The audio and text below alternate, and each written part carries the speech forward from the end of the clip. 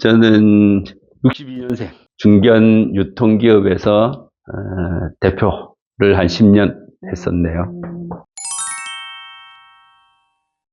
보통 보니까 퇴직한 지 1년이 안 되신 분들이 가장 많이 조급해 하더라고요.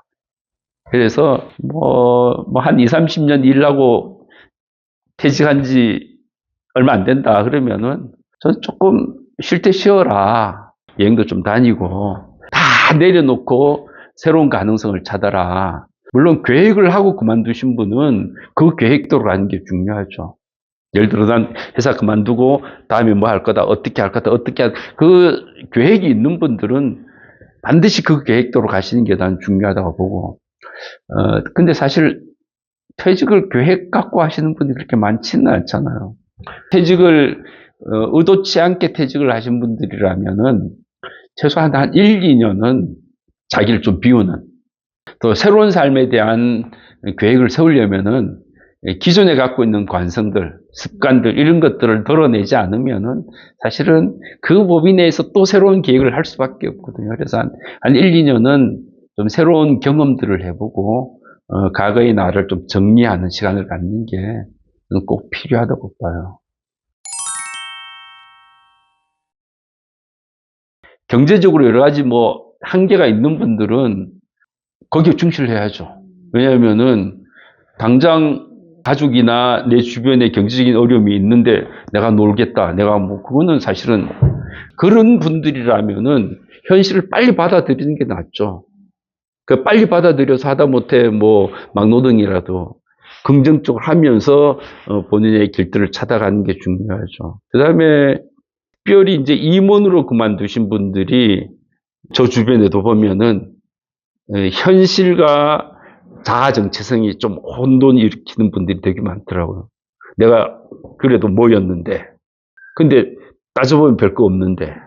그래서 만약에 그런 분들이라면은 빨리 내가 따져보니까 내가 별것이 없다라는 것을 빨리 깨닫는 게 중요하죠. 그래서 그런 어떤 신분이나 자기의 그런 것들을 환상에서 빨리 벗어나는 게 저는 중요하다고 봐요. 당장 애들 학자금 때문에 그렇다라면은 뭐라도 해야죠. 그리고 그 뭐라도 하는 것에서 자기 존재감, 자기 정체성을 찾아가는 게 저는 중요하다고 보는데, 말은 이렇지만 사실 그게 쉬운 일은 아니라고 생각은 하죠.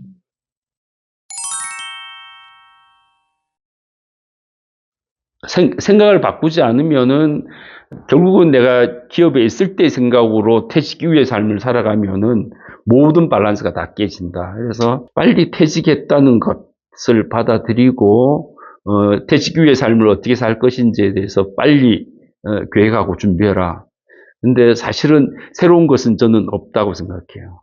결국은 기업의 나의 커리어가 퇴직 후의 나의 삶을 결정할 8, 90%의 확률이다. 그래서 기업에서 내가 무슨 일을 했는지, 어떤 그 일을 했는지를 다시 한번 잘 정리해 보시면은 그 속에서 퇴직 후에 내가 해야 될 일들이 그 안에 있다라고 생각하시고 나오셔서 재직 중에 만났던 사람들, 재직 중에 좀 깊게 사귀었던 친구들 편하게 좀 잘 돌아보시고 챙겨가면은 내가 새롭게 해야 될 일들도 그 안에 있을 수 있다라고 저는 생각하고 있죠.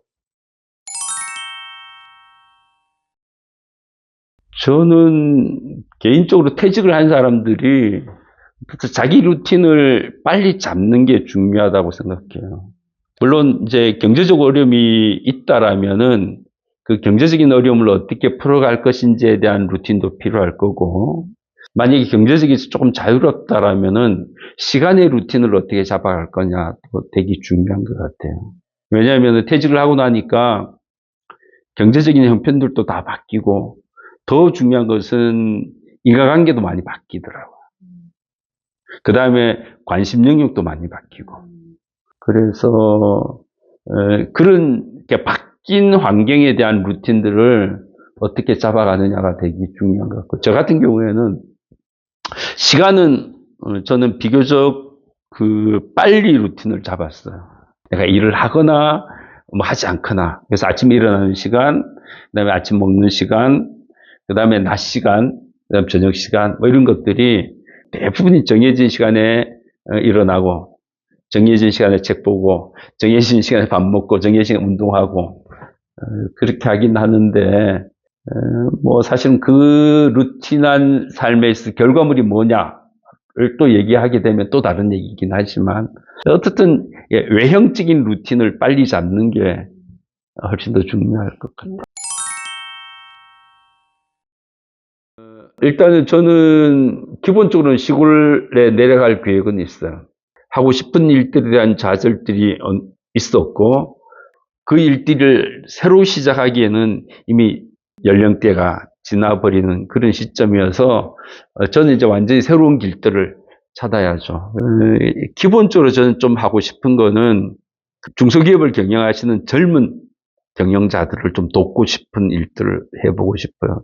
그래서 특별히 40대 작은 기업을 경영하시는 분들, 특별히 지방에서 작은 기업을 경영하시는 분들은 그런 정보나 이런 것들이 많이 소외감을 느끼고 있더라고요. 그다음 또 하나는 경영의 가치.